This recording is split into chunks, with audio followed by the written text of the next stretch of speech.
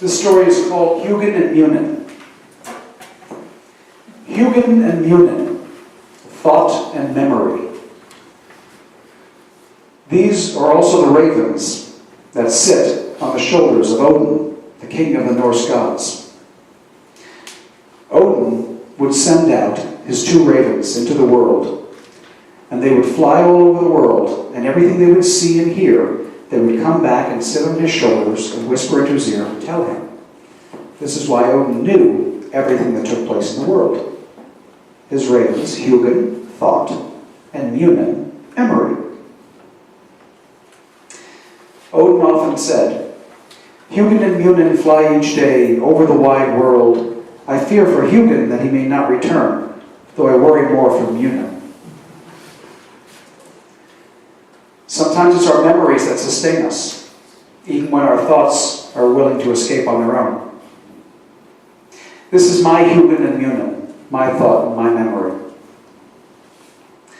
I was 6 years old when I found out there was no such person as Santa Claus.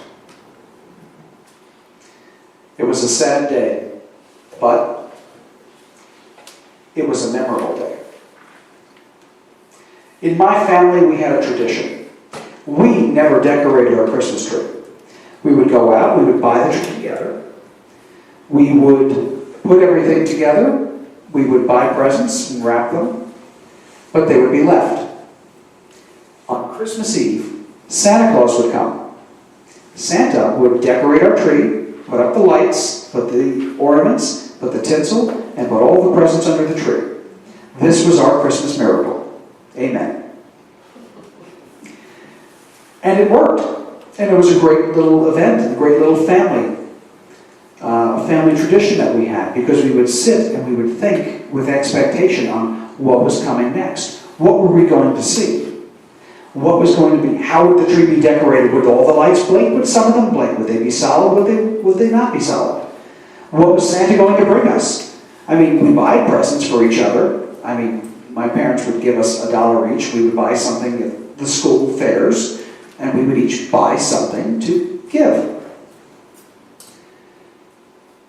On this night, this Christmas Eve in particular, we did the obligatory Christmas cartoons. How the Grinch Stole Christmas, Charlie Brown Christmas, all the good ones. Standard fare. And my older brother Ed and I were then sent to our room. Ed was 9, I was 6. My youngest brother Bill was only 2, and he was still sleeping upstairs in my parents' room. We had living with us at the time my Uncle Michael and Aunt Liz. And as we were making our rounds, saying goodnight, kissing everyone goodnight to our parents and to our aunt and uncle, we told them all, go to sleep. Don't stay up late, because Santa can't come unless you're asleep, which was the mantra. Okay. So we went to bed. And while we were there, we slept, believe it or not. The excitement died down enough where we could actually fall asleep. Somewhere around 1 o'clock in the morning, something woke us up. And my brother said to me, well, what do you think? Do you think maybe we should go up and check and see if Santa's come? Now, we knew it was 1 o'clock in the morning, but said, all right, let's go see. So we climbed and snuck up the stairs from our basement bedroom, and we peered around the corner to look through the dining room and into the living room. And we'd heard voices. And as we looked, there were our mother and father, our aunt and uncle, sitting, drinking, smoking cigarettes, and laughing. And behind them was the Christmas tree, fully decorated with presents under it. Well, that came as a surprise, because as we knew, you couldn't possibly be awake and have Santa Claus come if you were awake. Tree couldn't be decorated. Something was very wrong here. Leave it to my older brother to make a noise, which immediately got my mother jumping up and making a beeline straight towards the stairs to where we were at. Leave it also to my brother to then thump down the stairs, making as much noise as possible. So we couldn't even pretend that it wasn't us up there. But that was him. I, being the portlier of the two, was unable to make it down the stairs. I knew I would never be able to make it down the stairs in time. But I was also the smarter of the two. Being the little actor, I improvised. I walked the rest of the way up the stairs, staggered towards my mother and said, "Ma, I have to pee."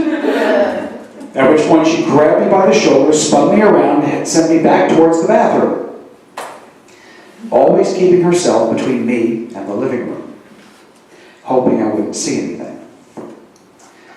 And so, I went to the bathroom, because I was there, and then I made my way back down the stairs. She kissed me, she says, "Good night, honey, go to sleep."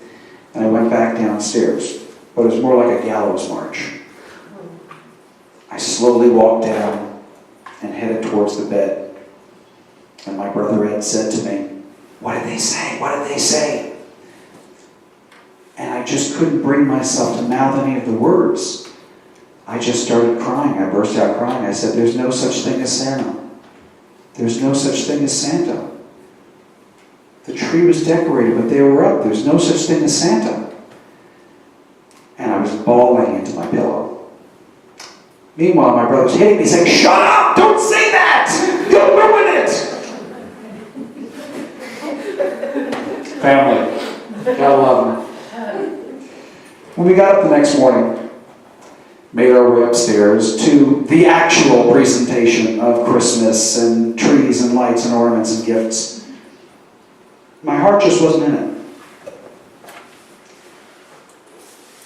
I think somewhere in the back of my head I just kept wondering, if my parents were willing to be false with me about something as important as Santa Claus, what else would they be lying about? What else would they not be telling me? And I'll tell you what, it lasted for years. It lasted for years. I wound up going into depressions around Christmas time. Sadly. And the worst part, I still loved Christmas lights, loved Christmas music, loved the smell of evergreen trees. I could bury my face into a pine tree. I love the smell of pine trees. But Christmas, getting to that period of Christmas and New Year's, I would go into a deep funk, deep depression. And it lasted for many, many years. That stuck with me. I still bear the scars, physical as well as emotional, from those days. But you know what? Like all things, they change. I was 21 and living on 8th Avenue in Manhattan. It's between 28th and 29th Street, right next to the Rent by the Hour motel, where there were some very, very nice hookers there. I got to see them every night. They were very friendly. They were very sweet. Always saying, "Hey, baby, how you doing?" I'm like, "Oh, fine, darling, yourself?" It was great because I was safe. Because they were going to protect me from anyone else. Their Johns were going to protect me because they didn't want any trouble with the police. And it was great. We had a wonderful little friendship going. Christmas, 1991. My roommate, Michael, was going to head on down to Florida to visit his family in Gainesville. I was going to go to Brooklyn and spend Christmas with my family, and then go visit my friend Brian in the hospital. I said, what the heck? Let me go do a little shopping in the West Village, see what other little items I could find as gifts for my family. So I wandered around, couldn't find anything particular that I really liked, but I said, let's go look and see. So I'm walking back along 14th Street between 6th and 7th Avenues. I came upon one of the many, many Christmas tree sellers that litter Manhattan during December. I mean, they're like roaches. They're everywhere. They pop up. They're selling 5 trees. They're selling 10 trees. They're selling 20 trees. You can't go. It's like running a gauntlet. But as I'm walking past, and as I said, I never lost my love for some of the ornaments. I walked past and the smell of pine just washed over me. And I did literally stop, and I buried my face into an evergreen. And I said, I'll take this one. So I got a nice 5.5 foot tall, fat, kind of like me, Christmas tree. And I said, wrap it up. So he wrapped it up. I picked it up, slung it on my shoulder, and carried it the 15 blocks home. Much to the amusement of my fellow New Yorkers. Because here I am, I've got my leather jacket, my jeans, my boots, my little guinea cap, and a big old Christmas tree on my shoulder. And I wandered proud up and down the street with holding my big tree on my shoulder. And then walking the 2 flights up the stairs was a lot of fun too. But I got to the apartment, set the tree down in the kitchen, pulled out my 1 bag of Christmas lights and ornaments, decorated up the tree, and then just proceeded to decorate up my apartment. Well, at least my bedroom and the dining room. I left my roommate's bedroom alone because I didn't want to have any trouble whatsoever before he left. But he left, and I was there. And I decided, I'm going to get myself another Christmas present. I bought myself a bottle of cognac. Yes, I did. As my own little Christmas gift to myself. So come Christmas Eve, I was wrapping the last of the presents for my brothers and my mom, and I was drinking the entire bottle of cognac. I don't advise that. If you've ever done it, you don't want to repeat it, and you'll know the reasons why. But I drank that whole bottle of cognac as I sat and listened to Nat King Cole and every other wonderful Christmas song you can imagine. I turned on the radio to one of those 24/7 Christmases with limited or no commercial interruption.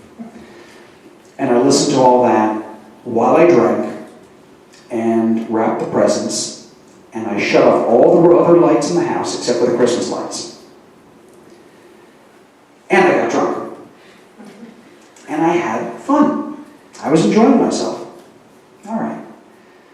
In my altered perception state, I wondered, what would it be like to sleep under the Christmas tree? So, it seemed like a good idea at the time. So I staggered to my bedroom, picked up a pillow, grabbed a blanket, somehow eased the pillow underneath the tree, then eased myself onto that pillow and pulled the comforter up over on top of me. And I laid there, looking at all the lights twinkling above my head, looking at the little ornaments around, just hovering like little constellations. And I wondered what it felt like to be a present.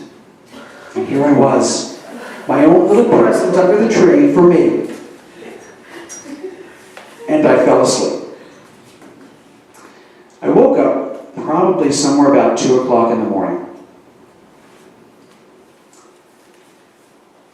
And I did not have a clue where I was. I thought I was outside. Because I'm laying on my back, I'm looking up at the stars, and I'm noticing the stars are twinkling a lot. And they're different colors. And it took me a few moments to realize that I'm under the tree. And I could smell the evergreen all throughout my nose. And I could see the presents around me, and I could see the lights, and I felt totally calm and at peace. And that was the thing. I did not feel upset. I did not feel drunk. In fact, I felt totally sober. Sober, awake, aware, and totally at peace. Comfortable. I was neither angry nor upset. I felt good about where I was, right here, right now. I would not advise anyone to repeat that same performance, don't know if I could guarantee the results, but at that moment, I was well aware that I was fine. I could hear the Christmas music playing softly in the background. There was not a noise from the street. None of my hookers made a noise. There was not a sound of a car horn on 8th Avenue in Manhattan, if you can believe it. Nothing. No noise whatsoever. Just the sound of the music, the sound of my own heart beating, the smell of the evergreen, the twinkle of the lights, and a moment of comfort and peace. With that, I fell back asleep. I woke up around 6:30, 7 o'clock in the morning, hungover, feeling like something had crawled in my mouth and died. I was tired. I felt like I'd slept on the floor, which of course I had. And said, oh my God, I gotta get up, I gotta get ready, I gotta go see my family. And as I'm jumping in the shower and cleaning myself off and trying to scrape whatever had died on my tongue off my tongue, I remembered how it felt to have woken up at 2 o'clock in the morning under the tree. And I felt good. I felt okay. So I said, all right, you know what, let's run with this. I spent Christmas with my family, with my mom and my brothers. We had a fun Christmas together. We had a good time. It was good. I can't complain. The food was good. Everyone enjoyed their presents. I enjoyed what I got. We kind of laughed and joked and carried on for a while, and then I had to leave early. As I said, I was visiting my friend Brian in the hospital. Now, my family was a little upset because I was leaving early, but I explained this is going to be Brian's last Christmas, and sadly it was, and I wanted to spend it with him. I got to the hospital in Manhattan, and Brian was there, obviously. His family had come earlier in the day and spent Christmas morning with him, and then they went off to visit the other relatives they had to do. And I spent my time with Brian. And we laughed. And we recounted all of the horrible, wonderful things we did running around New York in the 1980s. We joked. We had a good time. And he fell asleep with me holding his hand.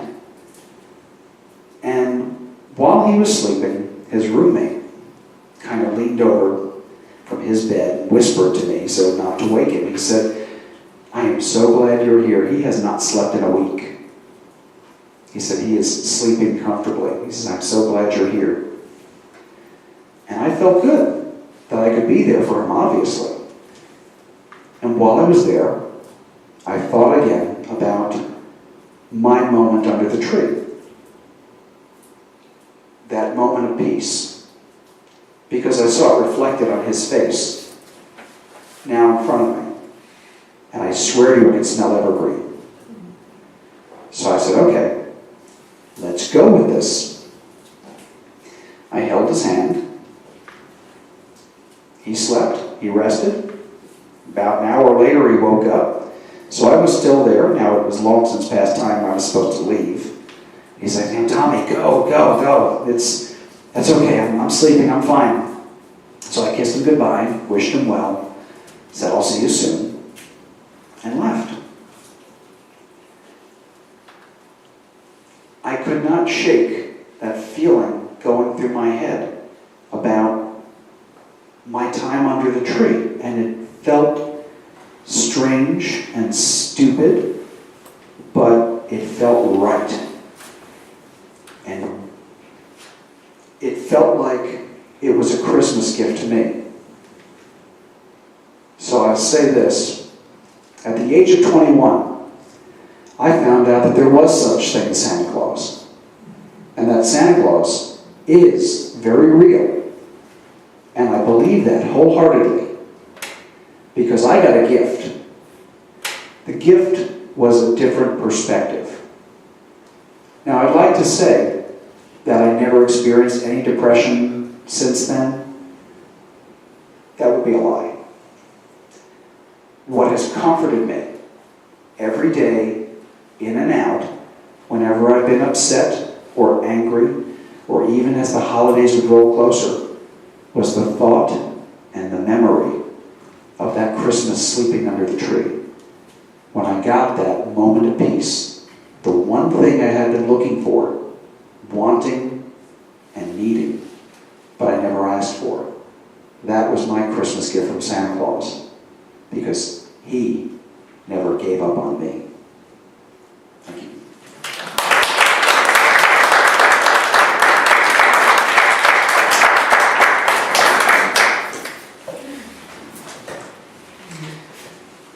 Here's a poem called Did You Ever Think? Did you ever think you'd take life one day at a time? When you were young and learning the abstract from sublime. A patience learned through empathy, compassion learned through hope. Useful tools you'll come to find when learning how to cope. When finding disappointment, when trying not to grieve, with lovers coming in your life who all too quickly leave. Trusting few completely, confiding in just one, then standing bound in silence and watching as they run. Scarred throughout your soul, angry, then enraged. Companions who once knew you are now otherwise engaged. Trying hard to keep your faith when knowing you are damned. Asking God to make things right, then trying to demand. A lesson long in coming, the one you would ignore. Ask forgiveness for yourself and open heaven's door. Remember lessons long since lost. Forgive those who did harm. Absolve yourself in the same way. Let anger turn to calm. Accept that you are worthy.